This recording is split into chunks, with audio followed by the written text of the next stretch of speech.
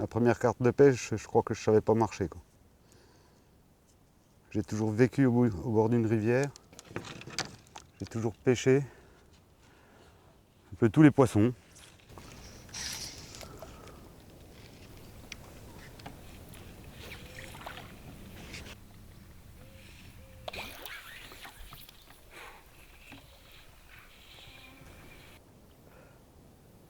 J'adore. C'est l'endroit où je me ressource, tu vois. Quand je fais mes grosses semaines de maraîcher, je vais à la pêche et je vais mieux. Ah, c'est joli. Ah, raté. Bon, ben voilà. J'ai perdu mon bout de pain. J'avais dit que j'en remettais pas. J'ai toujours été passionné par le jardin, par des choses comme ça. Et du coup, j'ai voulu changer de vie il y a 5 ans maintenant, c'est ma 5e saison. J'ai fait une formation en maraîchage, maraîchage et notamment maraîchage biologique. J'ai 2,8 hectares et je cultive 7000 mètres carrés. À peu près. Dans le sens où le reste, c'est pour les petits oiseaux, pour les insectes.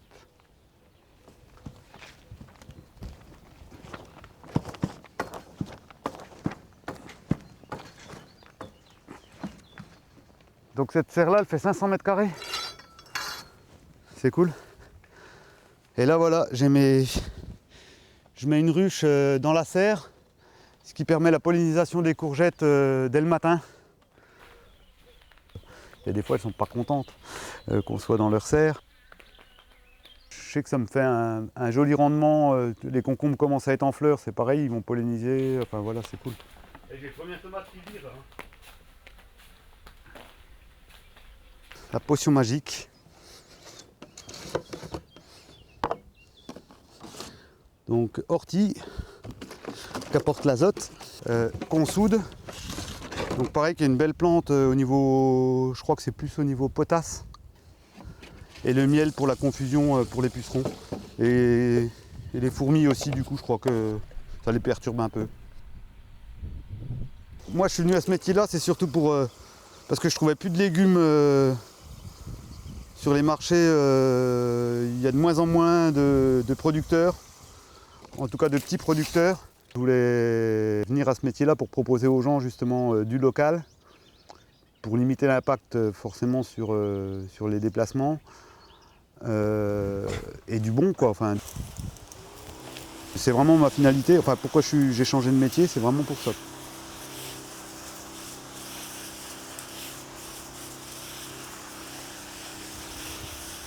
On a droit à une aide sur la certification bio. Et là, aujourd'hui, ils nous ont créé une prime petit maraîcher. C'est une prime à l'hectare cultivé qui peut aller jusqu'à 1 500 € de l'hectare cultivé.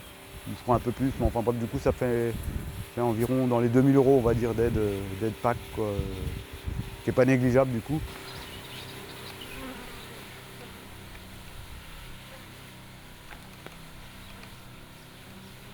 Qu'est-ce que tu penses de la réintroduction des néonicotinoïdes, là, tueurs d'abeilles? Ben, ça fait partie des choses qui me révoltent et où on voit que la pression des lobbies agro-industriels est énorme dans notre pays, quoi. On pensait avoir fait un grand pas en avant et on refait 2 pas en arrière.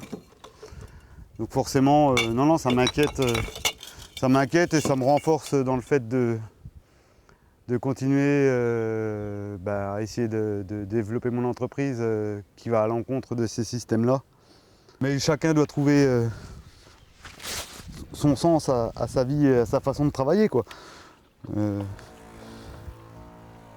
Moi j'ai un client qui fait 25 tonnes de patates par an, qui vient m'acheter des patates parce qu'il n'ose pas manger ses patates, quoi.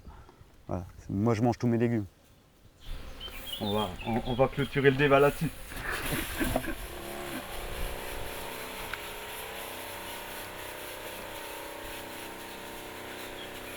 Toi, tu as décidé de travailler avec la nature. Ouais.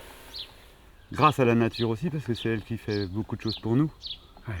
Notamment, là, les mésanges, elles me font un gros ménage sur chenilles, sur les arbres fruitiers, par exemple, et sur les choux et autres, quoi, et du coup, je laisse faire. Donc là, on peut voir une coque qui s'installe aussi sur les pucerons.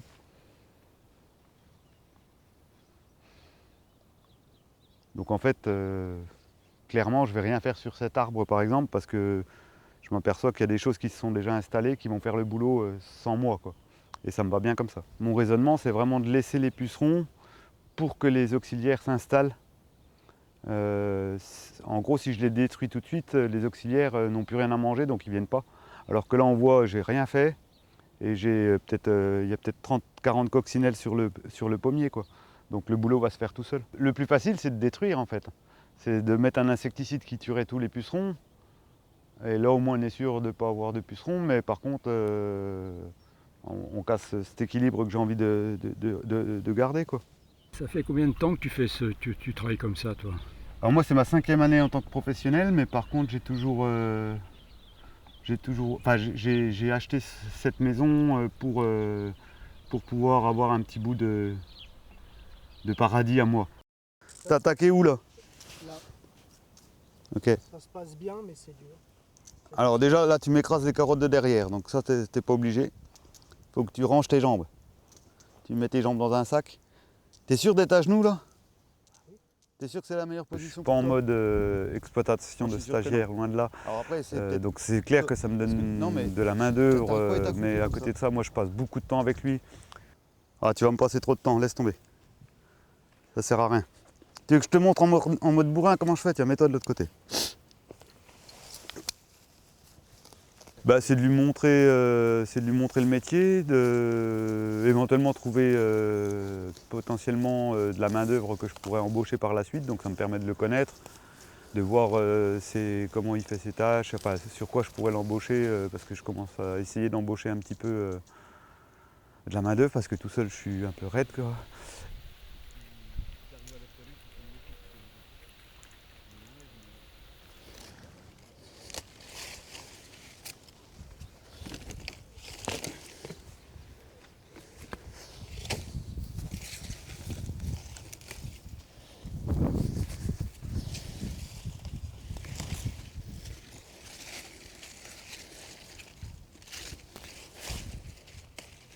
Il y a quand même pas mal de coccinelles. C'est cool. Donc là, je suis implanté un peu serré, c'est volontaire. C'est pour avoir au début suffisamment de production pour pouvoir alimenter tous les paniers et les restos.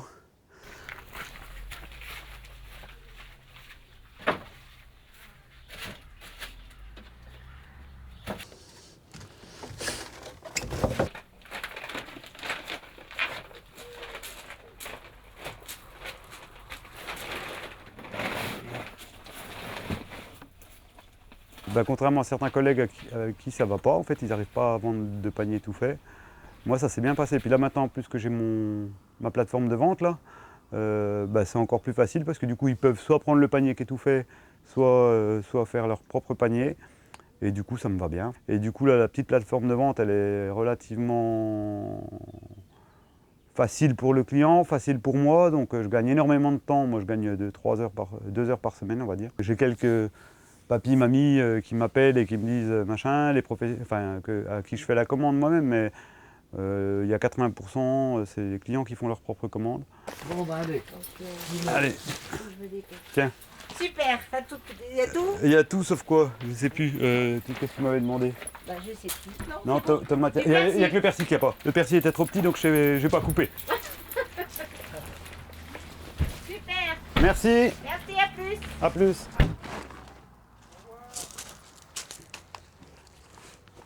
Ça fait comme le drive au Leclerc, ils arrivent, ils prennent leur sac, ils s'en vont, et ben faut se mettre un peu à la page du truc, donc j'ai fait pareil.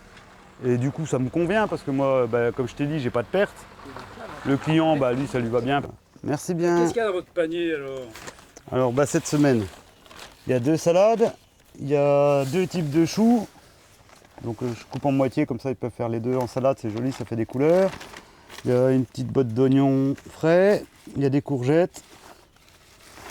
Il y a des carottes et il y a des patates. Et puis je fais du vinaigre de cidre. Et deux choux, donc ça c'est bon, et certainement une botte de carottes en plus. C'est une grosse botte de carottes qui a 700 grammes là, dans le panier. Là j'ai trié des petites en petites à croquer, puis sinon les autres elles font 500 grammes les bottes. Allez, hop. Chip carotte.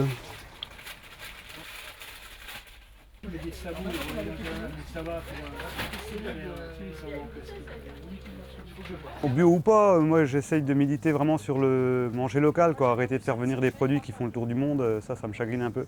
C'est vraiment local et puis il y a des bonnes choses à côté de chez nous et c'est dommage de ne pas en profiter. Donc c'est vraiment l'idée.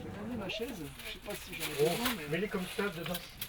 Ah oui, des carottes, des pommes de terre, du mesclun, quelques petites courgettes à un prix défiant toute concurrence.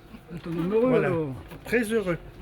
La diversité de légumes est super importante aussi. Enfin, en tout cas, moi qui vends en panier et aussi à des restos, et aussi parce que j'aime bien la diversité, je voudrais pas faire juste poireaux carottes, quoi, patates, quoi, ça m'embêterait.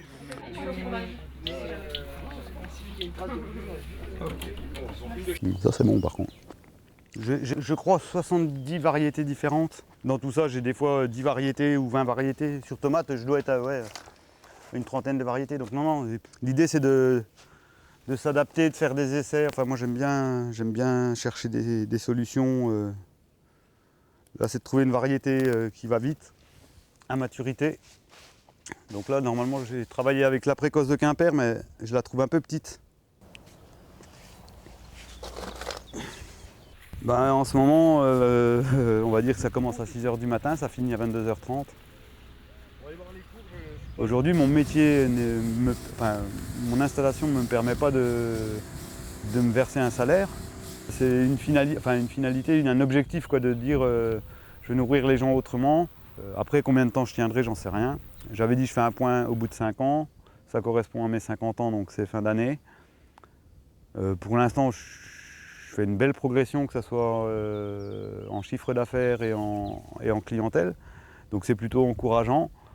Après voilà, là on arrive dans une période de sécheresse, donc si la sécheresse s'installe, ça va être compliqué cette année. L'an dernier c'était compliqué parce qu'il y avait trop d'eau. Donc cet aspect climat et perturbation du climat est peut-être le truc qui va me faire arrêter en premier. La pêche à la carpe, souvent ils amorcent pour les faire venir. Donc là on est un peu dans le même principe. Ça devrait être jouable.